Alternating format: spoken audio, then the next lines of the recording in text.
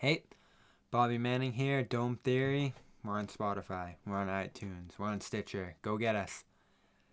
Gonna talk to Caitlin Cooper, wonderful cornrows.com SB Nation writer who takes the analytical film breakdown game and puts it into entertaining, active, understandable writing that I think is impressive and has made her one of the best writers here on the SB Nation network.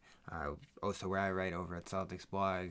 Always gain quite a bit of knowledge from her on the Pacers, and we get 2 games between the Celtics and the Pacers to start this week. It's starting tonight at 8 o'clock, so thought I'd inform you a little bit about what we're going to see from the Pacers side and look back on that whole Miles Turner and Gordon Hayward debacle that got us going over the offseason. So hope you enjoy that conversation. Got into some of the trends and early factors in this NBA season that could start to develop some themes on the defensive end of things, as we've seen teams start to muck up the game more against high-powered offenses and the rise of the three and all these different things that have transpired over the last decade. We're starting a new decade, so we're going to see some new trends inherently start to define a new age of NBA basketball as teams start to respond to the small ball, the pace, the space of the 2010s that the Warriors spearheaded. And does it look like the Warriors era is over? Quite a few thoughts so far. You've heard them on the post-game show. I think the Warriors are going to be closer to the last place in the West than a playoff spot out there, depending on how Draymond Green looks, and I'm not optimistic about that given his health over the last few years, and those role players are going to make it a challenge out there. Just watch Christian Wood dominate Portland's defense with James Harden. That's going to be a fun combo for as long as we see it. Wish Harden would commit to what could be a pretty fun team out in Houston, but he knows it's not going to be a championship contender. Just saying though, fairly despicable how he's handled this, using COVID, threatening the league, which inherently he obviously doesn't know the impact of being in the club and at these events, regardless of whether it's a strip club, as he seemed to think the syntax was what mattered there. So that brings me to my next point. We got news out of the NCAA. I have certainly railed the NCAA for the way that they have handled, or rather not handled, this COVID pandemic and pushed for normalcy. Tried to just let conferences and individual schools handle this, which they clearly cannot. And Duke women under Kara Lawson, the former Celtics assistant coach, are the first major program in college basketball to say we're not doing this anymore. After 4 games, a shutdown going back to December 16th, they're going to end this. Kara Lawson had said they should not be playing basketball this year, and they follow up on their word. So it's going to be interesting to see how that impacts the men's program, the most important program in all of college basketball. Duke, who had shut down their non-conference schedule over concerns of COVID. And of course, the college basketball types come out and say they had been struggling, so maybe they're just avoiding the rest of their non-conference slate. Maybe, but what they're doing is the right move.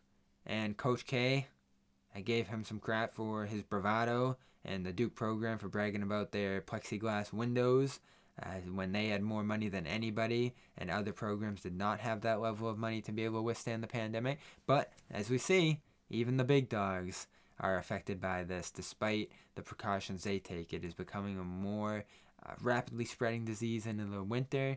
We're seeing a new strand emerge in Britain as planes flying in from the UK to the US amid that news. Regardless of whether the shutdown that fall is effective with that, there's still so much we don't know about this virus, and it is a fairly terrible thing to see student athletes who are committed to the cause now, willing to take part in this, probably for the most part, if you ask many of them, but with eerie concerns as you see one of the most harrowing sights of the year on a sports field, court, ice, whatever you want to call it, Keyontae Johnson collapsing in mid-December, falling into a medically induced coma, over a heart condition that possibly could have been exacerbated by his COVID-19 contraction over the summer. Now you say, that happened off the court. Other things could happen to these guys off the court. Well, we have a body in the NCAA that inherently bears responsibility for what happens in this sport, and they have chosen to go the other way and leave responsibility to the lower levels that clearly can't handle them.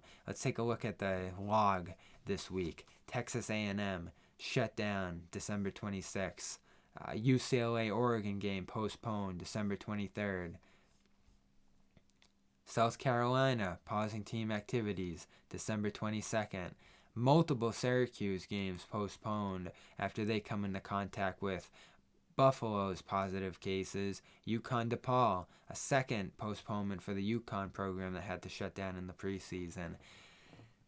So you can have a season that's haphazard with different teams playing different amount of games and a guesswork selection Sunday at the end of it all, with likely some teams dropping out of this season entirely, other teams with disjointed schedules, and maybe a few lucky ones that get through it all the way without any issues. But that's going to be the minority, it looks like, this season, as this system that the NCAA has outlined, or rather not, is not working. And to me, you have a body here that's trying to absolve itself of responsibility, cost, and burden to some degree, because they're used to offloading the burden of the scheduling and all these different difficulties that come into play when it comes to college basketball. We've talked about, should there be a college basketball commissioner? Those aren't things they want to touch. They don't want centralization. They certainly don't want to get into dialogue with players about what they want to demand out of this season, what kind of safety precautions they want to see. And that's the difference between an NBA, which has agreed and come up with a plan collectively to engage a season despite the risk here. Money and resources are on their side to be able to make this happen. Whereas college basketball, you have big programs, you have small programs. I said this in my video that I did about the sport. It's not a great look to be pushing players who already are deprived of so many rights and benefits of what they're doing to all of a sudden take on the burden of possibly contracting COVID-19, especially when we don't know the lasting impact of this. This season is not going to receive the benefit of a vaccine, and it certainly could as we get into next season. So is there a case to end this season, postpone this season perhaps, and come up with a better plan than what we're seeing right now? I'll tell you this, I have no interest in watching any of this. The product has been a disaster. It's hard to follow a team like Syracuse, knowing that at any moment, great progress like a 6-1 start could be paused. And if coaches want to complain about that, sure. But these are the bare minimum things that we could be doing within college basketball to make a season happen. And it's just another mark on the image of a sport that was once so great, and through its own arrogance continues to just spiral downward, and that spiral has been exacerbated by this COVID-19 pandemic.